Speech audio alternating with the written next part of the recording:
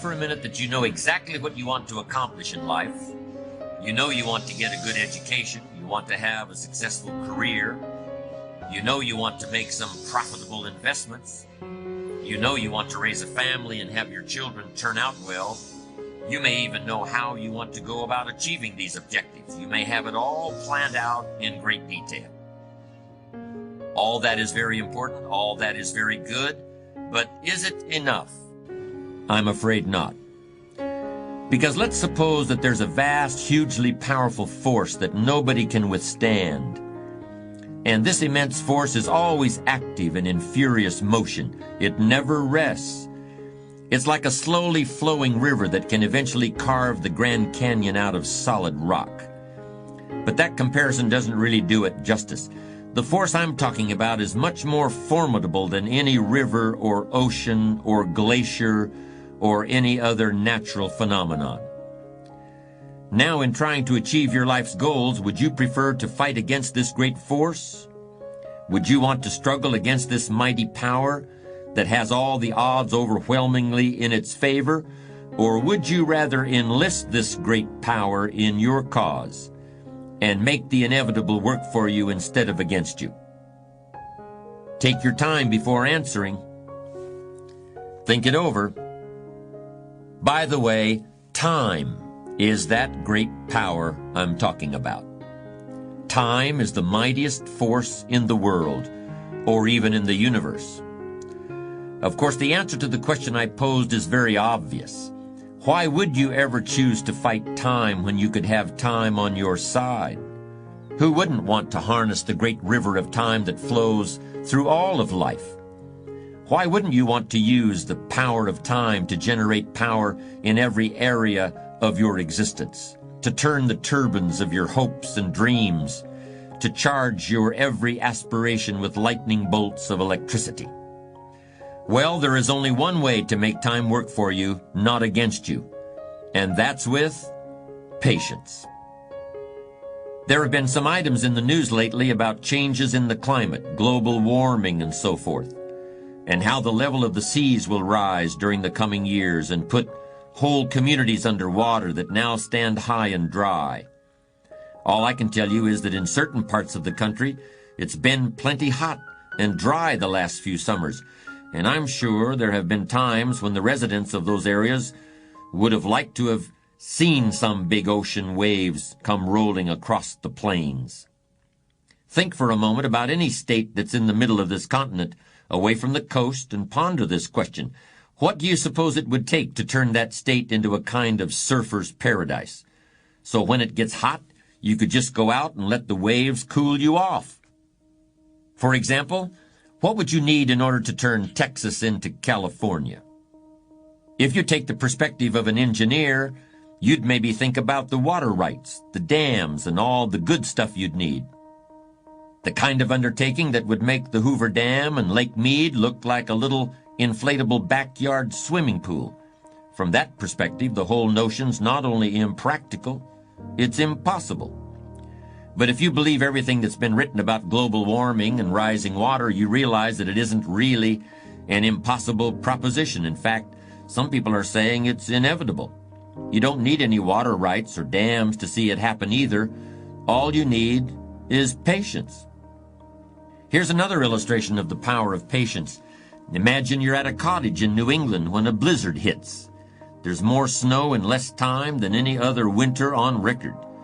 If you went to bed in the middle of this blizzard, you'd probably assume that when you got up, you'd have to shovel the drifts away from the front door just to get down the steps. You may even think about getting started on the work before you go to bed. But in this case, as it turns out, all that bedtime effort wouldn't have been necessary. Overnight, the wind keeps blowing, and while you sleep, it shifts around 180 degrees, so all the snow on your front porch is cleared away naturally. You don't have to knock yourself out with a shovel. You may be saving yourself from a stiff back or a heart attack, and all you had to do was wait. Patience. There's a type of person for whom everything is undertaken out of desire to achieve a goal. They prepare food in order to eat it, not just for the fun of being in the kitchen. They start a business in order to make money. They exercise in order to get in shape. I'm sure that some of these people are very successful, and they are certainly highly organized. But in my opinion, a person of truly strong character sees success as an adventure, not as a point with an estimated time of arrival. The latter approach to me is impatient thinking. Impatient thinking can lead a person into some very big mistakes. First of all, when you are always looking somewhere else, whether it's down the road or up toward the top of the mountain or off toward the left field fence, where you're hoping to hit that grand slam home run, when you're looking off in the distance like that, you often miss what's under your very own nose. That means the pleasure and fun of living which come in the here and now get overlooked for something that not only isn't here yet, but might never arrive. True patience is more than just a waiting game. Patience doesn't mean you sit around hoping for something to happen. Patience is not a passive quality. Sometimes patience can mean doing something else entirely, thinking about another venture, taking off in a different direction, while you give events a chance to run their course. All through his long career on the screen, John Wayne never felt he got the credit and recognition he deserved for his skills as an actor.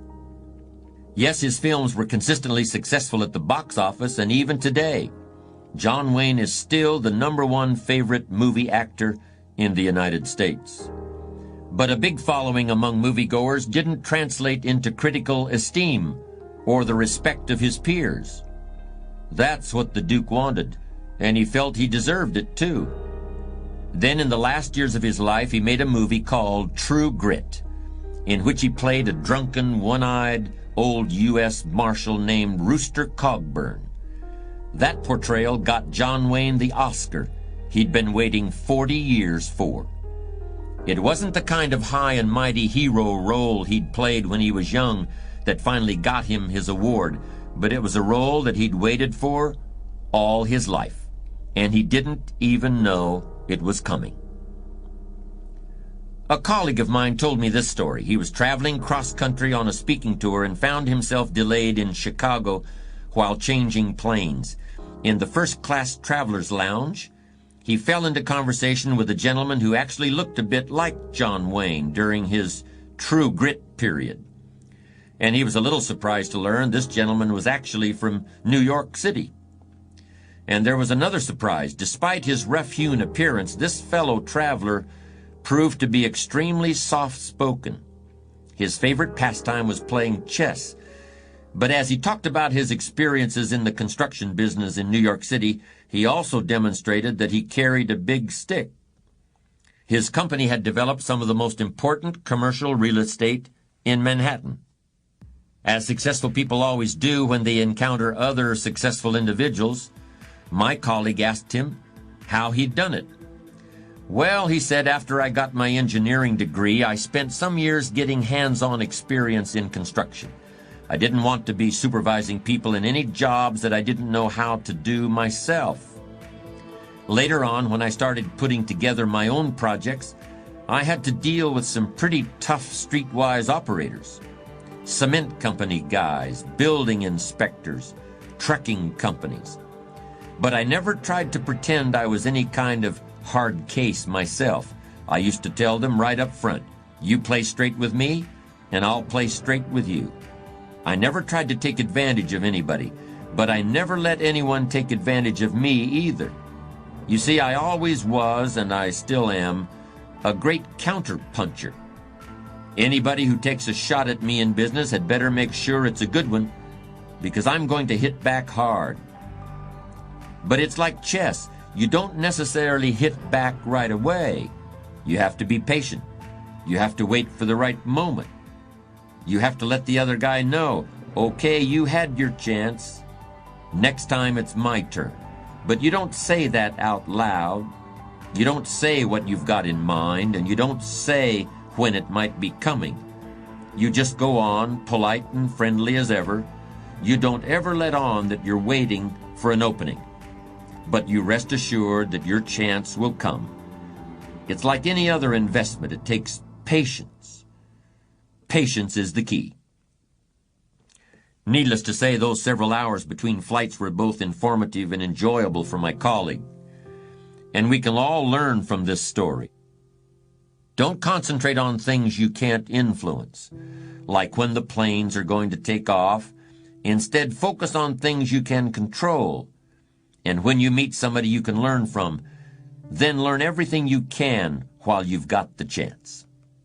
You never know when you're going to come across a book or an article that will provide a piece of information that can transform your life. One thing is for sure, however, and I've said this many times, the book you don't read isn't going to help. And it's the same with meeting people. You never know who is going to be able to teach you exactly what you need to know. Even if you don't need to know it now, you might need to know it at some point in the future.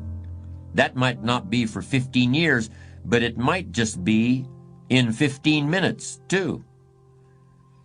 A number of years ago, there was a movie out. I think it was called Being There.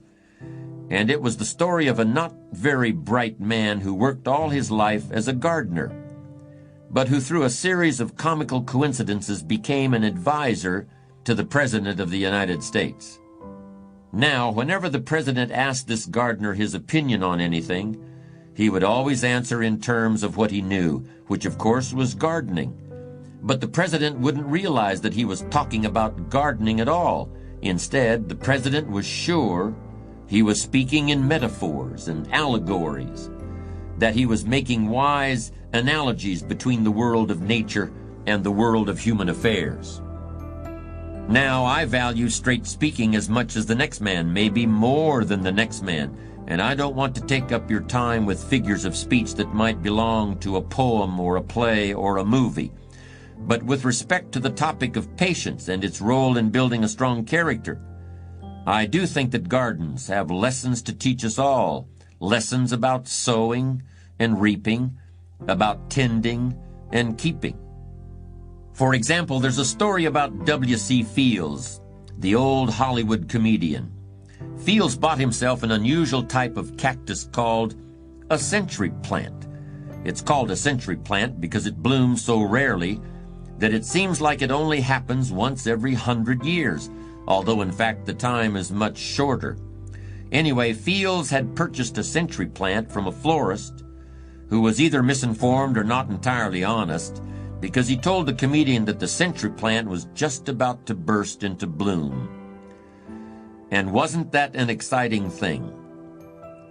It apparently excited W.C. Fields because the notoriously cheap comedian agreed to pay top dollar for the rare treat of seeing the century plant produce a flower. Well, Fields invited all of his friends over to his house to witness the historic event. The company arrived, food and drink was served, and all eyes were on the plant, but no flower was forthcoming. Finally, outraged and embarrassed by the uncooperative cactus, Fields took a riding crop and began to furiously thrash the plant, all the while he was shouting, "Bloom, you fool, bloom!" This was a situation, and there are a lot of them, where you can try anything you want in order to hurry things up, but things just aren't going to hurry. In fact, there's only one thing that will work, and that is patience. It's strange, but young people have a much more difficult time with patience than people who have more experience in the world. It seems like the older people get, the more able they are to wait, despite the fact that sometimes they have considerably less time to wait in. You could argue that older people ought to learn how to act quickly and decisively, while younger people need to learn how to wait. When you're young, you really have just about all the time in the world, and you just can't wait to use it. For a young person to have patience is a rare and powerful thing. How can we explain that impatience of the young? Maybe it's because when you're a teenager or in your early 20s, 1 year seems like a very long time. 5 years seems like forever, and 10 years is almost more than you can possibly imagine. But more mature individuals can actually look back 10 or 20 or even 30 years. And they can use the knowledge they've gained to create patience and a sense of perspective. At the risk of confusing you, I'm going to make what may sound like a contradictory statement. Here it is. A patient man is always richer than an impatient one, even if the patient man has less money. What do I mean by that statement? Well, riches and wealth can take other forms besides dollars and cents. Okay, that sounds good. So in what sense is the patient man richer? The actual answer is very simple. A patient man is always richer than the impatient one because the patient man can always afford to wait. The patient man is never desperate. The patient man has time to spare, while the man in a hurry is always on the verge of bankruptcy as far as time is concerned. In any situation you can think of, impatience is a source of weakness and fear, while patience is substance and strength. And here's another way that patience gives the person who has it an incalculable advantage over the person who doesn't, and gives him deeper insight into himself and others, which is a mark of great character. If you can only see the short term, if you can only think in terms of the here and now, then you are like a man with one eye. You can't judge distances. You live in a world that's flat and two-dimensional. In other words, the impatient person lacks all sense of perspective. Perspective lets you measure your plans and current events against things that have already occurred and also against your desires and aspirations for the future. Then and now, here and there, near and far, need and know, watch and wait. These are the dual optics that allow the patient man to see in stereo, where the nearsighted person sees only the present, or the dreamer sees only an imaginary future, and more likely than not, trips over his mistakes trying to get there. The history of this century can tell us a great deal about the value of patience and perspective. History proves that time is the strongest ally you can possibly have, no matter what the odds against you or the level of adversity you're facing. Time gives strength to those who have it on their side. This truth was very convincingly demonstrated over the course of World War II. Germany had enormous successes in the early years of the war with the Blitzkrieg, the surprise lightning strike from the air and land without warning that was used first against Poland and later against the countries of Western Europe. Japan also used surprise attacks successfully and almost gained a decisive advantage with the treacherous bombing of the unsuspecting American fleet at Pearl Harbor. But the nations that were allied against Germany and Japan knew that time was on their side, and they were prepared to be patient. Although you won't find this discussed in many history books, one of the most important events of World War II actually took place right here in the United States a few months before the attack on Pearl Harbor. At that time, the U.S. Army held a series of massive military exercises in Louisiana, which were designed to assess the preparedness of the American forces for participation in the war that was spreading across the globe. As it happened, those war games in Louisiana revealed glaring deficiencies in our military preparedness. It quickly became obvious to our military commanders that if America was soon drawn into the war, as many believed it would be, there would have to be a long period of rebuilding and modernization, and this would have to take place at the same time as American forces would be fighting all over the world with inferior and outdated equipment. And that is exactly what happened. It took almost 3 years of patience and hard work and sacrifice before the U.S. war machine was brought up to modern standards. But President Franklin Roosevelt and generals such as Eisenhower and MacArthur knew that the wait would be well worthwhile, and that once the modernization was completed, victory would be assured. On the other side of the Atlantic, it was much the same story. Winston Churchill knew that England would have to endure months and years of bombing and threats of invasion. But he also knew that time was on his side. With great patience and courage, the British people waited out the bombing raids by planes and rockets. At last the tide began to turn, and the world realized that patience and endurance was going to defeat the most devastating attacks that had ever been seen up to that time. In Russia, too, the city of Leningrad was under siege for more than a year. But the Russians knew the value of patience perhaps better than anyone else. More than a century earlier, after all, they had let their bitter climate and the sheer size of their land defeat the French armies under Napoleon. And the same natural forces eventually prevailed against the new invader. It was patient countries, the United States, England, and Russia, who won the Second World War against enemies who banked on surprise and the hope of a quick victory. There's no area of human activity that requires more patience than raising children.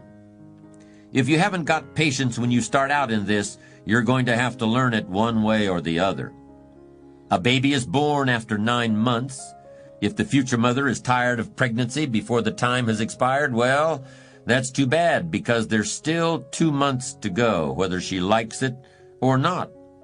And when the child does arrive, he or she grows and develops at a pace that's quite beyond the parent's control.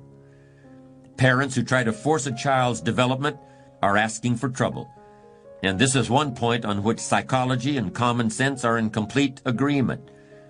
We've all heard of parents who think they can create another Einstein by giving their 2-year-old a book on astrophysics. Or that if a child is made to play the piano for an hour a day, it will bring about the second coming of Mozart. None of this works, of course, and it also ignores the fact that all real prodigies developed completely according to their own timetables. And even then, the result was usually not exactly what one might have hoped for. Mozart, for example, had a very difficult later life, and he died young, in part because he grew up so much sooner than other children. He never really had a childhood, and at 30 he was already an old man. Anyway, it doesn't take textbooks on physics or hours of music or any other kind of force to teach something effectively to children. It just takes one thing. It takes patience. It may seem like a callous comparison, but there's a sense in which raising children is like any other investment. So much depends on when you need to cash in your chips. If you're in a hurry, if you need to see results tomorrow, you're putting a lot of pressure on everybody, and there's likely to be a great deal of disappointment. But if you can afford to wait, you can ride out the hard times and eventually realize a profit. The odd thing is, sometimes waiting for years is easier than it is to wait for a few days or even a few minutes. None of us felt too strained because we had to wait 12 years to go through grammar school, middle school, and high school before getting out, or at least the first 11 and a half years didn't strain my patience. But ask me to wait 45 minutes for a plane flight, or 20 minutes in the waiting room of a dentist's office, and if you catch me on the wrong day, it's almost more than I can handle. We all find ways to wait for the next paycheck, but how many can wait patiently in a checkout line in a crowded supermarket? How many people can stand and wait quietly for an overdue train on a railroad platform? It's as though there are two kinds of patience. The kind that sets you up for the long term and gives you the promise of a better and richer day after tomorrow. Then there's the other kind. The sort of patience that helps you remain sane and sociable while you're waiting in line or watching the clock or waiting for a pot of water to boil. These kinds of patience, so different and yet so much the same, meld into your character and have a fundamental effect on your physical constitution. Any doctor will tell you that it's better for you and everyone around you if you don't get exasperated with little things, if you don't fly off the handle at every annoyance and stick in your way. It keeps your blood pressure down and your friends and neighbors happy if you can greet life's little problems with equanimity and patience.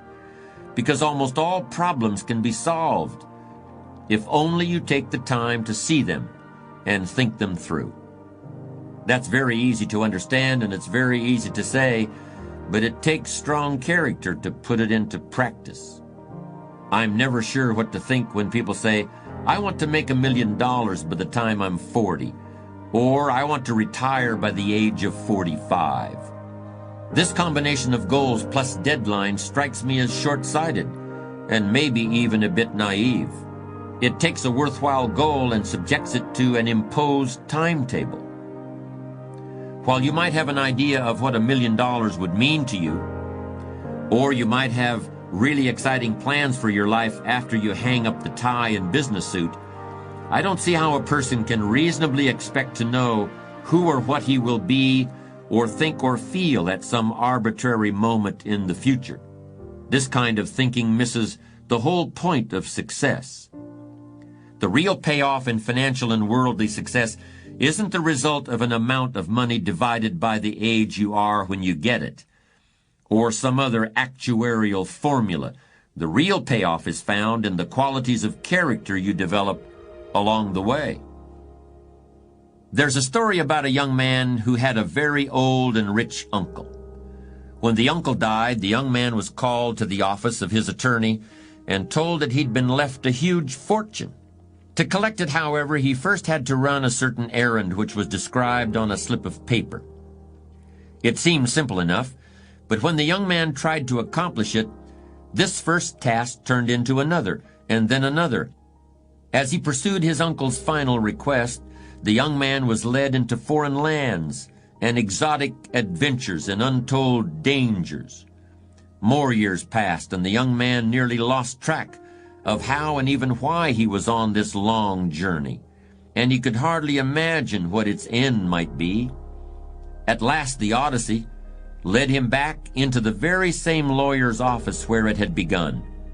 "I'm here to collect my inheritance," said the heir, no longer a young man, but a much wiser one. The lawyer smiled. "As your uncle intended, you've already collected it, in the places you've been and the things you've learned. And again, as he intended, it will last you for a lifetime." Success that comes too easily or too quickly almost never lasts. For people who achieve that kind of success, there's always a lurking feeling that they haven't really earned it. And that feeling eats away at their character. If they're lucky and smart, they create some new challenge for themselves in a totally unfamiliar field. These people have to build their character in order to survive their sudden good fortune, and that's a kind of character building that's done in an emergency. In fact, it's a true case of the cart coming before the horse. This doesn't require patience, because there is no waiting or planning or even expectation involved. It's more a test of a person's upbringing than a test of character. We've seen how often the qualities of a strong character demand the presence of opposite qualities in an almost paradoxical way. Patience is no exception. Patience does not mean wait till next year. It means this year, but if not, next year for sure. I think Thomas Edison put it best. Everything comes to him who waits, but it comes sooner to him who hustles while he's waiting. There's a way of putting your best effort into something but detaching yourself from the outcome. That is the essence of what patience means. It's not at all like wanting to make a certain amount of money by a certain age or winning the game before the clock runs out. The real point is to keep the clock running. The real way to win is to stay in the game for as long as it darn well takes. I've been counting